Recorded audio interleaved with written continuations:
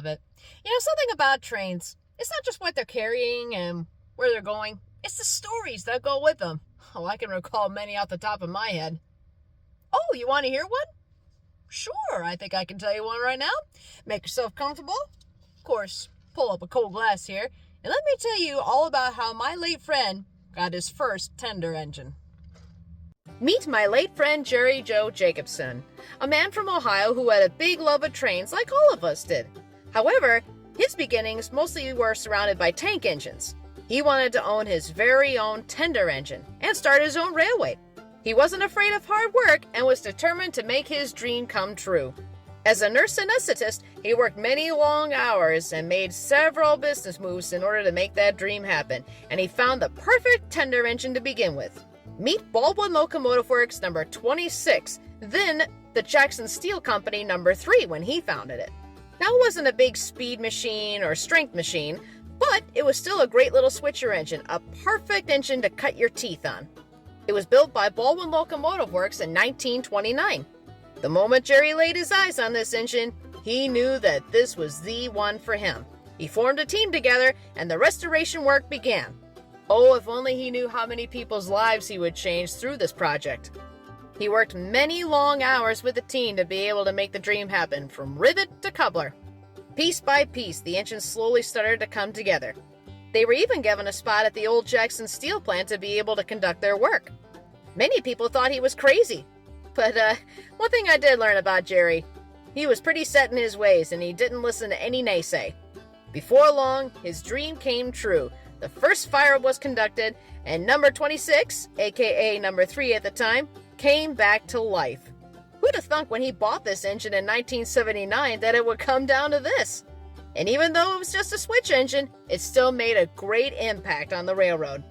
The engine was temporarily brought over to the now Mad River and Nickel Plate Museum in Bellevue, Ohio, to conduct several trips. She became an instant crowd pleaser. Jerry was also able to accomplish his other dream of starting his own railroad, and eventually would come to form the Ohio Central Railroad system. The locomotive was also used in several photo charters under the guise of a nickel plate engine number 17. She even came to meet several famous engines, from the famous Norfolk and Western number 611 to the famous nickel plate road number 765, when it delivered fresh coal to it after it was discovered it was given the wrong coal in the beginning. But even Jerry knew things couldn't last forever. He realized that the engine, though great as it was, wasn't exactly big enough for what he wanted to do in the later part of his life.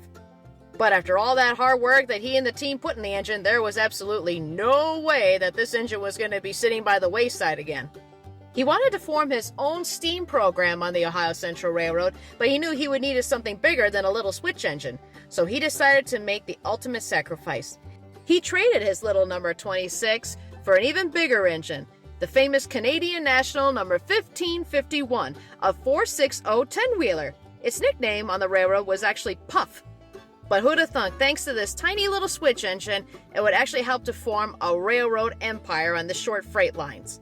And what a perfect home for it to go to at the Steamtown National Historic Site. Now, I only knew Jerry for a short time, but talking to others who worked with him, he didn't want to let the engine go, but was glad it went to a good home like Steamtown. And the legacy of number 26 changed his life forever when they formed the Ohio Central Railroad system, the steam program, and so much more, including the development of the Age of Steam Roundhouse Museum. In a way, it's Ohio's own Steamtown National Historic Site, also inspired by that founder, Nelson Blount. When I used to work for the museum, I actually had the opportunity to put together an exhibit in the Jacobson Gallery talking about Jerry's beginning with the number 26. And thanks to Steamtown, they actually sent over a piece of the engine for display, which I am deeply grateful for. Hopefully you too can go see Jerry's engine, good old Baldwin Locomotive Works number 26. And that's the story of how my friend Jerry Jacobson got his first tender locomotive. Tell you what, I always came to admire him for just going beyond what many said couldn't be done.